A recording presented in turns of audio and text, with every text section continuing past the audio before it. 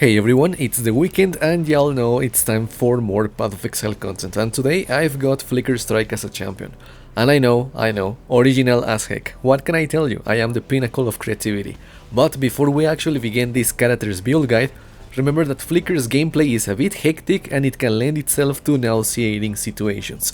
So if you happen to suffer from any vision-related afflictions like migraines or epilepsy or stuff of that nature, thanks to fast flashing images, I will advise that you skip this one for your personal health's sake. Now, for the rest of us who don't suffer from those afflictions, this character is like that one moment in The Simpsons when Homer becomes max power. Specifically, you strap yourself in and feel the cheese! Because, lordy lord, this character goes fast, like all Flicker builds, right? But this one is special in the sense that, I don't know, it just makes the most sense, as redundant as that sounds. We are doing Fizz only, we use Impale, the Terminus Est, with a Fortify implicit, critical hits, perfect starting point on the tree, Rage, Berserk, champion stuff, all of that good stuff. Like, everything fell in place for this one character. Though with all honesty it is going to be a bit expensive, since we need some very specific pieces of gear to make this work as smoothly as possible. But then again, this is a Flicker Strike character using a Terminus Est. Not the most original idea ever, but I do think that this is probably the smoothest version I've built for Flicker Strike so far. And quite powerful as well. And you'll see that, like always, from Sirus Awakener level 8 and a Cortex fight, alongside the Conquerors and I think a couple of unique contracts if the gameplay is not so, jarring, because Flicker. But yeah, also some random map stuff here and there, the usual. So, as always, if you enjoy the content, be sure to subscribe to the channel. Otherwise, a rating and a comment are always appreciated. Also remember that the video is timestamped if you feel like skipping to certain parts or something. And with all of that said, just like all Flicker Strike characters or builds, remember to hold right click and let Jesus take the wheel. Following the tradition of the channel, we are gonna begin with the skill tree, and as always the ascendancy comes first. We are doing a champion because this guy is the best possible character for Fizz only / Impale stuff. And for that we are gonna be taking the Impale stuff first, Fortify accessories second, free banners as the third, and angry 1 HP DPS gains last.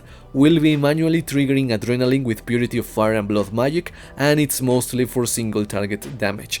But yeah, that's the ascendancy and it's pretty self-explanatory. As for the skill tree itself, this is a level 95 champion and I will advise going this high to allocate everything in the tree. Though you could cut some corners by reaching like 92 or 93 and maybe skipping the instant war cries and an HP node or two. And before I actually explain everything that we are doing, yes, my character is passively generating rage and it's thanks to a Lethal Pride with Warriors under Akoya. This version of the Lethal Pride turns any keystone in range into Chainbreaker, which turns mana regen rate into rage generation. We do lose some rage when hitting an enemy, but we mostly use the rage for single target, especially triggering Berserk. Also remember that the Lethal Pride rolls random additional bonuses under the passives in range, as those are tied to the number of warriors under Akoya, which is random. So make sure that you get useful stuff for your character when you suck it that you will, in the position that I've got mine.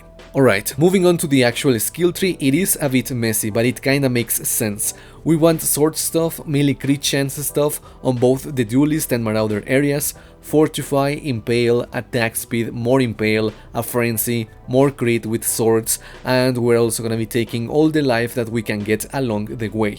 I also took instant war cries and it's mostly for the small healing boost whenever you use Enduring Cry, and especially to regain a little bit of HP after triggering Adrenaline thanks to the blood magic setup. We've also got a cluster jewel setup, one large cluster jewel and 2 medium cluster jewels, as pretty much always in this channel. But anyways, the large one has 8 passives at most, and you may ask why 8 passives? Because if we get a jewel with more, we need to overlevel in order to allocate all the important stuff. If you wanna go that route because it is cheaper, go ahead, but optimally speaking 8 passives is best. The large cluster jewel requires Drive the Destruction for Life Leech, Smite the Weak for Maim DPS bonuses, and Fuel the Fight for Mana Leech. For the medium clusters, both need 5 passives at most, or else we are gonna have to overlevel to allocate the important stuff. One has quick getaway and basics of pain, you know, for crit chance stuff, which is pretty useful. And the other one has exploit weakness for vulnerability bonuses and evil eye to blind cursed enemies on hit. Good stuff. And to wrap up the skill tree portion of the video, the jewels. We use a Watcher Sight with attack physical damage with pride, though you can also use crit multi, attack damage or attack speed with precision, or double damage, intimidate on hit, or extra impales with pride. It's up to you and your budget. For the rest of the rare jewels, increased life, global accuracy, intelligence and DPS stuff that you can cram into those jewels. Attack speed, crit chance, crit multi, etc. It's up to you. So yeah, that's it for the skill tree, and it is a bit mangled, but it makes sense, I think. And now we are gonna move on to the fun stuff, the gear. And this is where things get interesting because I came to raid your currency tab with this one. Some of the gear is quite pricey, so keep that in mind if you are gonna build this character. And I say that because the first important piece of equipment is the sword. A Terminus Est with Fortify support as the corrupted implicit, which means the sword is now a 7 link and we are gonna be allocating the Flicker Strike setup inside of it. And for bragging rights, let me just admit that I crafted this sword myself. And you may ask how, because you really cannot craft a unique item unless you spam, you know, chance orbs on a base. Well, what I did was corrupt multiple Terminus Estes until I got a Fortify implicit, and then using 1500 fuses and 1500 Vaal orbs to 6 link it in the bench. Sounds like a waste of time and currency and kinda expensive, but to be honest, I think it came out cheaper than trading for an already corrupted sword, or you know, chasing a double corruption in the Temple of Incursion. Anyways, I will recommend doing the same because a 6 link Terminus is not enough. The Fortify implicit is absolutely mandatory.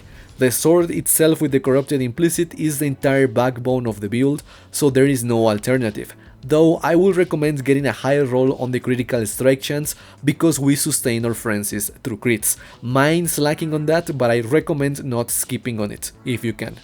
Moving on to the body armor, we use a exploded chest, and I say that calmly because it is mandatory. We are playing Flicker Strike, which throws us to the wolves 9 out of 10 times, and sometimes the wolves explode on death. And if we do not detonate enemies, we are gonna have a bad time, so exploded chest is a must. Besides that, if you can get life or resists on it, even better. Also, if you have the currency to burn, try to Awakener slam the exploding mod with attacks have additional crit chance, which is either Hunter or Elder for even more DPS. Next is the helmet, where I am using a Crown of the Inward Eye because this helmet is based, and I found one with enchantment for like 40 cows, which is a steal in my opinion, thanks to the life and DPS bonuses that you get from it. If you don't want to use it or cannot get something similar, a good rare helmet with life, resistances, accuracy and enchantment is equally as useful. Moving on to the gloves, we need an extra frenzy, which is a Warlord modifier, life and resists. If you cannot find a similar pair of gloves, melee damage, attack speed, accuracy, all of those combined should deliver similar performance, alongside the life and resistances. So yeah. For the build, a Stygian Vice with life, resists and an open prefix to craft increased damage. That's it. And the jewel on the belt has life, crit chance and intelligence. For the boots, life, movement speed, resists and if possible dexterity or intelligence. Moving on to the amulet, life, physical damage to attacks, crit chance and resistances, if possible intelligence as the base. I recommend an open prefix to craft reduced mana cost of skills, because Flicker Strike with melee splash, the clearing setup, gets mana hungry really freaking fast. We're also going to allocate Fatal Blade for more crit chance with swords, which is gonna help us sustain our frenzy charges. And now for the rings, which I've been deliberately skipping on, because both of them are synthesized rings and you are gonna have to craft them, and the bases are a bit expensive, so I want you to keep that in mind. The first one has Onslaught for 4 seconds on hit as the implicit, and I used Essences of Scorn until I got the rolls that you see on screen. Try to get something similar or better if possible. The other one has vulnerability on hit as the implicit, and again, using Essences of Scorn I was able to get the rolls on screen. I will advise doing the exact same thing. Also, I recommend that you craft the rings before you equip any other gear, as that way you can balance out the stuff that you are lacking, like accuracy, resistances or attributes. So keep that in mind. And to wrap up the gear, flasks. A diamond flask, a lion's roar and a sulfur flask. If you can get a bottle faith, it replaces the sulfur flask. And before we move on to the gem setups, I know that the gear is kinda special, like a bit unrealistic, but I will advise not holding out on crafting or currency spending, because the build is absolutely worth every chaos orb. You can save up on some slots like the belt or boots by crafting them yourself, but everything else requires that level of specificness or something like that. So with that said, let's move on. For gems, on the weapon we've got Flicker Strike, Close Combat, Impale, Multi-Strike, Brutality and Melee Splash. We are gonna change Melee Splash with Anomalous Ruthless for single target. On the body armor, Precision, War Banner, Pride, Flesh and Stone, and all of them are linked to both Maim and Enlighten. Maim only affects Flesh and Stone, so don't worry too much about it. And Precision can be kept at lower levels if your accuracy is covered without it. On the gloves, Enduring Cry and Flame Dash linked to Second Wind. On the helmet, Vaal Ancestral Warchief, Phantasmal Ancestral Protector, Purity of Fire, and all of them are linked to Blood Magic. Though the only one that does anything sketchy here is the Purity of Fire alongside Blood Magic to trigger Adrenaline, mostly for single target as I said previously. And finally, on the boots I've got Berserk and Blood Rage. I've also got Orb of Storms linked to Power Charge on crit, but it hardly does anything, so you can skip it if you want. But yeah, that's gonna be it for the gems, and now we are gonna conclude this character. So to wrap up things, this character was a lot of fun, and I know that I sound like a broken record saying that in every single video, but at least in today's case with Flicker Strike and a champion, it just felt naturally, you feel? Like almost as if this setup with the Terminus, Impale, Champion and Flicker felt like the perfect match. And you're seeing from the gameplay how efficient it is. Mapping is really fast, most crap is getting one-tapped, we detonate corpses so no sketchy situations, and bosses are getting melted quite smoothly as well. The only drawback that I see is that I skipped out on some crit chance on the sword. I would advise that you do not do that at all. A better rolled crit chance will make this a hell of a lot more smoother than my current character. Hell, personally myself, I will sacrifice the DPS a bit just to guarantee a higher crit chance, so don't skip on that one fact.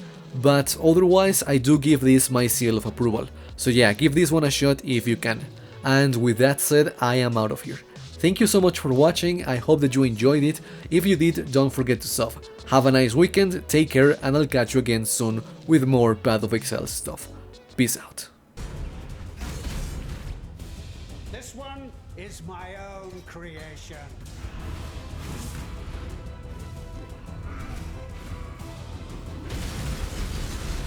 Class needs me! Yes, speed!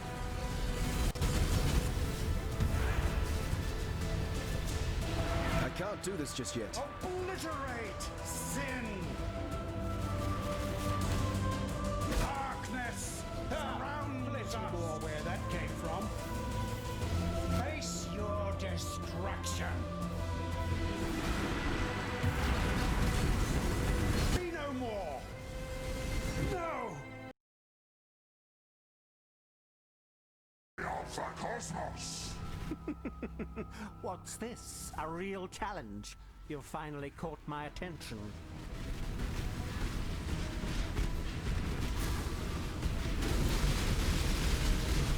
Die. Why run? What's the point?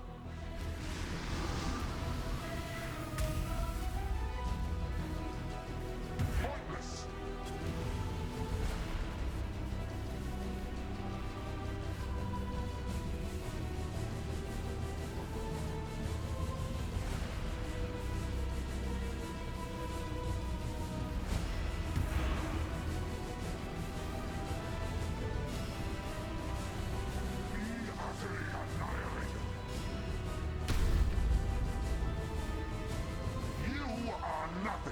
The others found strength in their projections. They became reliant on them. I am not so foolish.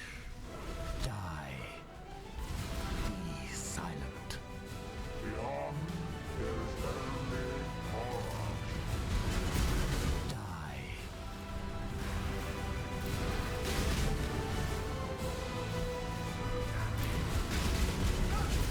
Die. Watch Yuki crumble!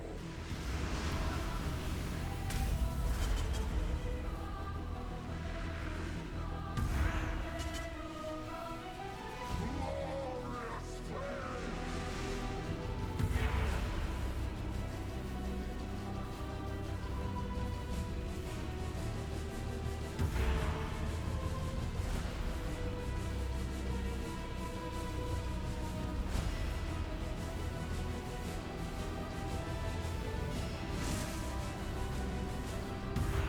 Creation itself!